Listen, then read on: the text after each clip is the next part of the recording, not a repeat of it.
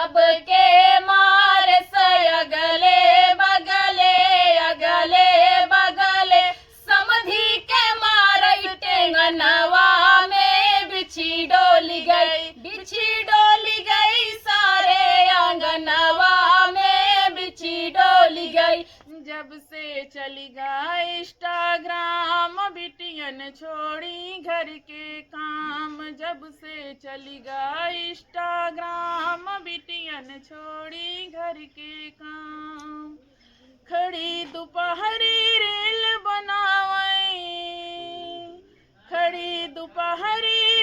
बनावई लागत नइखे घाम, जब से चलेगा इंस्टाग्राम बिटियन छोड़ी घर के काम।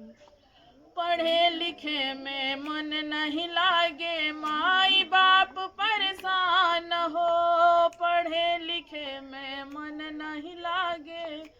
माई बाप परेशान हो।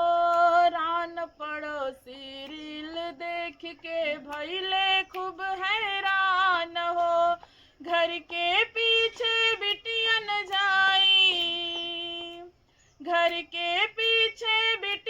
जाई करई बड़का काम, जब से चलेगा इंस्टाग्राम बिटियन छोड़ी घर के काम। और भैया आगे का हुआ आगे छोट कपड़ा पहिरई ऐठ के अंग दिखावई, छोट कपड़ा पहिरई ऐठ के अंग दिखावई। कमर हिलावई मुस्की मारई नैन से बाण चलावई। पार्क में गईली रील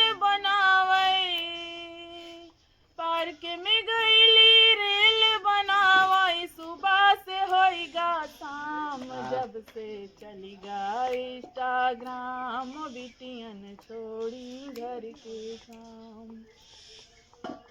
क्या बात बुढ़ना तोहार पतोहिया जो ना रील बनावत है तो डटू नाय का आए बेटा अपने मन के भाई बाटे रील बनाए गांव जाए नाचे कूदे ऑर्केस्ट्रा में चली जाए रात भर ऑर्केस्ट्रा देखे। हमरे कहे बसे में आजकल के बिटिया पतो बूढ़ा कहे बसे में नाई बाटीन बेटवा जाने। हाँ अरे मंतू नाय का बूढ़ा बतिया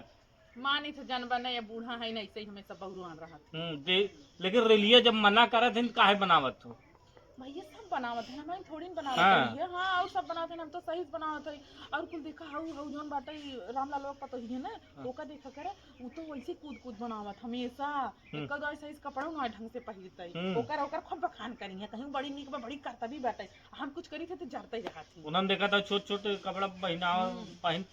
के नाचा कूदत है तो हम बखाना थू जानबा ना बेटवा तू जाना ई बहुत झूठी औरतिया है बचपना झूठ बोले सीखे बाटे ससुरे में जब से उतरी बना तब झूठ बोलती है। ओनहर रार इनके तो हम फुटी आंखें ना देखी ओनहन के का हम रील देखब हम कद बेटवा पता ना मोबाइल कैसे चलावा जात कैसे ना वो छोटका फोन है ओकर कुल बटन सटन खत्म हो गया गोदिश दब फोन उठाए ये माई यही देश के ना जानबा तू भतारे कहे बसे नहीं ना बूढ़े कहे बसे मही बस इनका दाई रील बनाए खाना मांगब अम्मा आवत है ओहर गांव मटकावत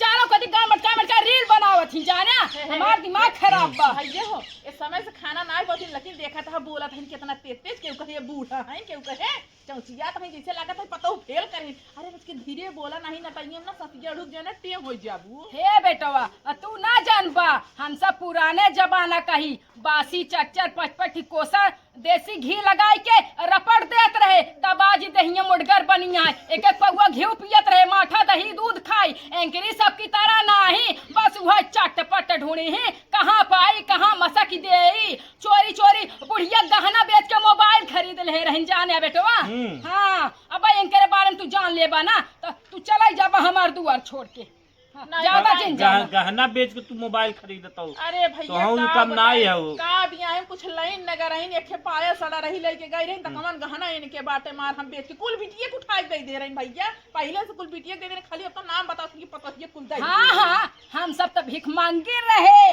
हमारे सके कुछ जुहाता ही ना रहन छागल पेटी हाफ पेटी फुल पेटी गोड़हरा कुल लाई गई रहे अपने माई बहनी को ही देख चली आई 5-5 बहन यहाँ उन्हन के दे माई पहनावे से